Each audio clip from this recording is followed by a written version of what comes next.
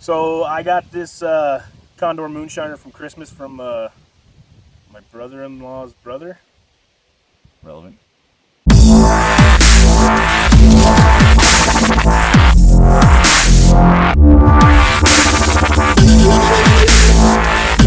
Hey, how's it going? This is Paul and Matt from Blue Tail Survival. We're going to talk a little bit more about our Condor Hornets.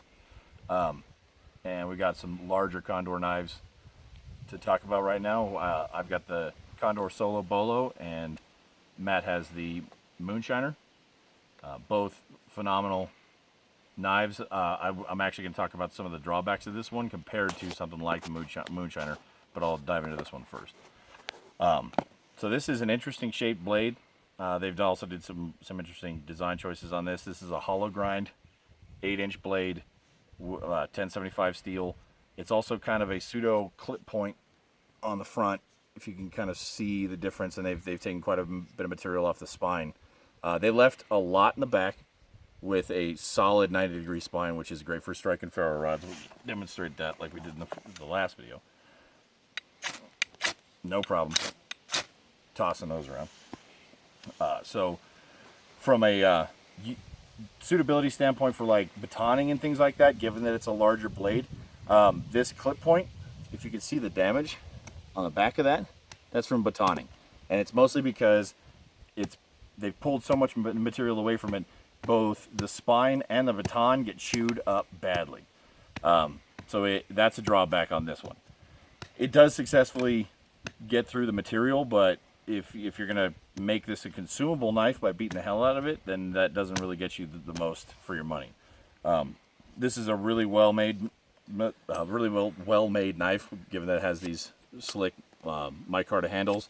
These are permanent as well with brass pins, but really comfortable in the hand. It's a nice big handle for a guy with big mitts like me.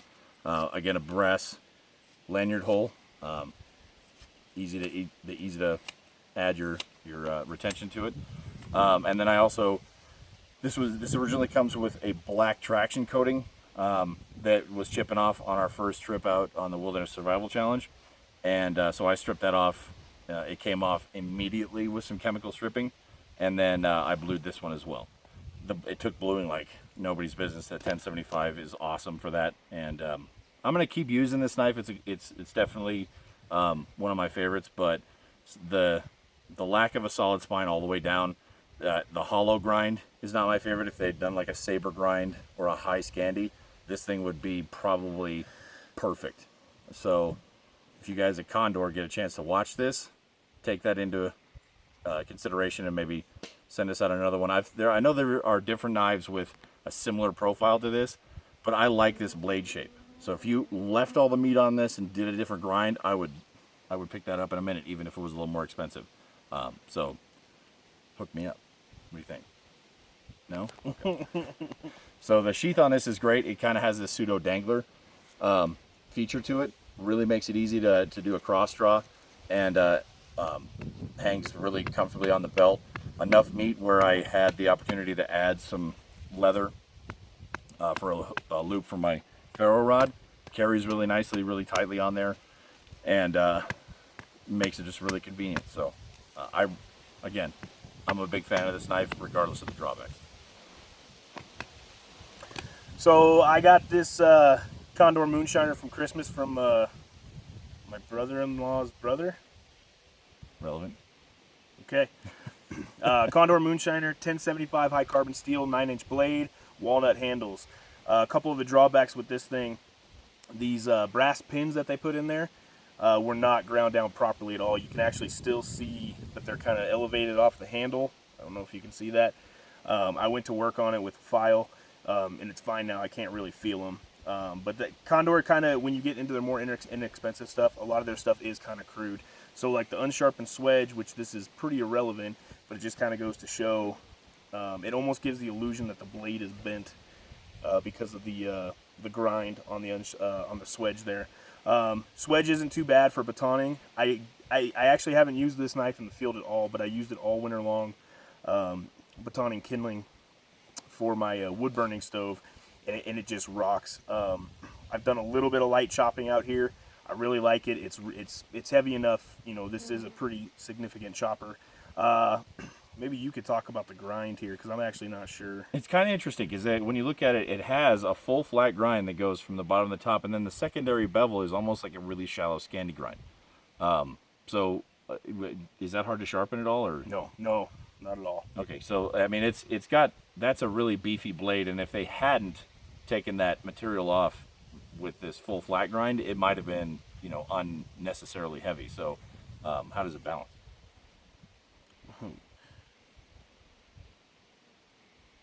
A little bit of forward, I think, of what it's supposed to be, but it's fine for me. I don't really notice. You could do the finer tasks with this. I did some feather sticking just a second ago.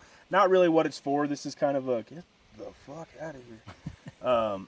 I mean, it's a big knife, This is it's for chopping. It's for bigger tasks. It will do the finer stuff. And just like the Bush Lord, just like all the Condors, getting these sharp again in the field is no problem at all. The sheath, again, is just that real nice Condor quality. I do like this dangling capability. One cool thing about this knife is I like to keep my primary knife on the right side, and because this dangles the way it does, I could put this on the left side, just kind of grab the sheath and it'll twist on my belt, and I can almost do a cross draw with it. Trying to think of what else I want to say about this. Like I said, I haven't really used it in the field, but it was awesome. It was splitting. I mean, it splits 1x6s, no problem. 2x4s, no problem. But some of the wood I was getting was leftover wood from my buddy's wood shop, and it was heat treated 4x4 pine. So it gets really, really hard. Sometimes there's a lot of knots. Never had an issue with this blade rolling, and I mean, I've been tawing the shit out of it this winter. So yeah, I'm all about Condor, like Paul said. That's why I went with the Condor axe. They haven't failed yet, so we're just gonna run with it.